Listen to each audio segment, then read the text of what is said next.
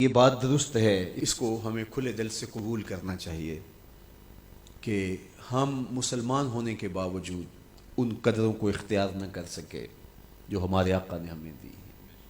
اکبر الہآبادی نے کہا تھا، مس پہ ہے اپنی نظر اور سیم ان کے ہاتھ میں۔ ہم تو تانبے پہ نظر جمائے ہوئے ہیں اور چاندی وہ لوگ لے گئے۔ اقدار عالیہ، رویوں کی خوبصورتی، قوانین کی بالادستی اور زندگی کا بہت سارا جمال وہ ہم سے چھین کے لے گئے۔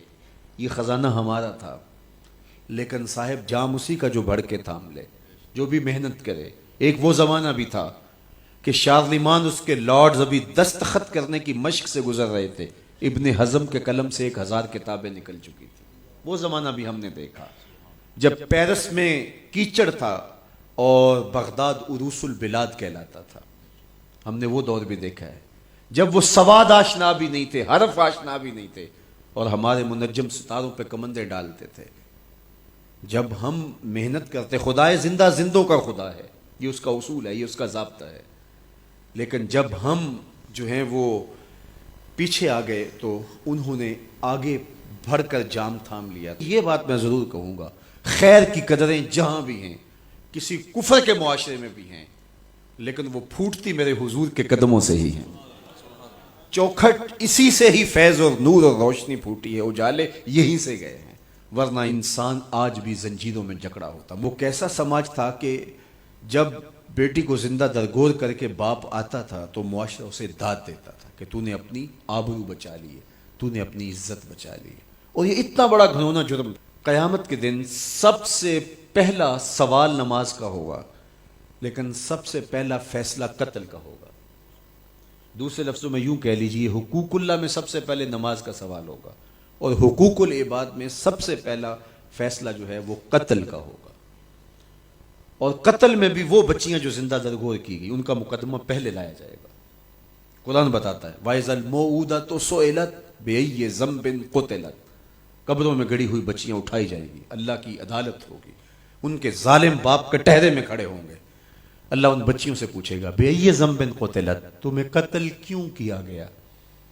اب ان بچیوں کو تو پتہ ہی نہیں ہمیں کیوں قتل کیا گیا۔ ابھی آنکھ کھلنے نہیں پائی تھی کہ بند کر لی گئی، زبان بولنے نہیں پائی تھی کہ نوچ لی گئی، زندگی کا پھول ابھی کھلا ہی نہیں تھا کہ مرجھا گیا۔ انہیں تو پتہ ہی نہیں ہمارے ظالم باپوں نے یہ قیامت کیوں اٹھائی، یہ غضب کیوں توڑا، ہمارے معصوم دامن پہ کون سا داغ دیکھا کہ ہمارے ظالم باپوں نے ہماری زندگی نوچ لی۔ کہتے ہیں گڑھا کھودتے تھے، تاریخ پڑھیں، دل آج بھی خون کے آنسو روتا ہے، اور گڑھا کھود کر کے اس میں کھلونے رکھتے اور بچی وہاں بیٹھ جاتی اور کھلونوں سے کھیلنے لگتی، اور وہ اوپر سے ریت ڈالتے، اور وہ بچی پہلے پہل تو اس کو کھیل سمجھتی اور وہ اس کھیل میں خود شریک ہوتی، لیکن جب اس کے کندھوں سے اوپر تک ریت بڑھتی اور اس کی سانس دبنے لگتی، پھر اسے سمجھ آتی یہ کہانی کوئی اور ہے۔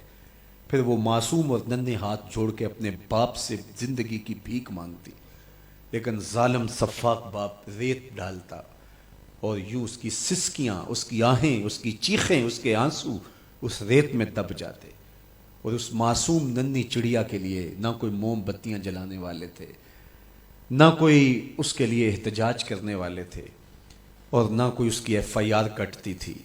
باپ کو بھی داد ملتی، ماں کو بھی داد ملتی، معاشرہ سفاک اس پہ ماتم کرنے کی بجائے اس پہ خوشیوں کا اظہار کرتا۔ پہلی آواز پورے عرب میں جو اٹھی اور بلند ہوئی وہ میرے حضور کی تھی، بیٹیوں کو قتل کرنے والوں سن لو، میری فاطمہ میرے جگر کا ٹکڑا ہے، یہ پہلی آواز تھی۔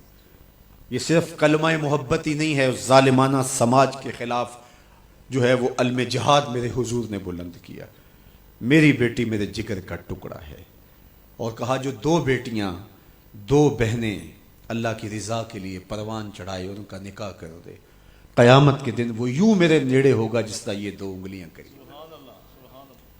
یہ جب میرے حضور نے فرمایا، مجمع سے ایک شخص کھڑا ہو گیا، حضور کیا جس کی دو بیٹیاں نہیں ہیں اس کو یہ اعزاز نہیں ملے گا؟ کسی بیچارے کی دو بیٹیاں نہ ہو، ایک بیٹی ہو، تو کیا اس کو یہ اعزاز نہیں ملے گا کہ وہ آپ کا ساتھ پائے؟ حضور نے فرمایا اسے بھی ملے گا، لیکن میں آپ کو دعوت فکر دیتا ہوں کہ اس سوال کے پیچھے کی کیفیت دیکھیے۔ اس کی ایک بیٹی تھی، کہاں بیٹیاں زندہ درگور ہو رہی ہیں اور کہاں ایک بیٹی والا کہتا ہے کاش کہ میری بھی 2 بیٹی. یہ تھا لایا ہوا میرے حضور کا نظام.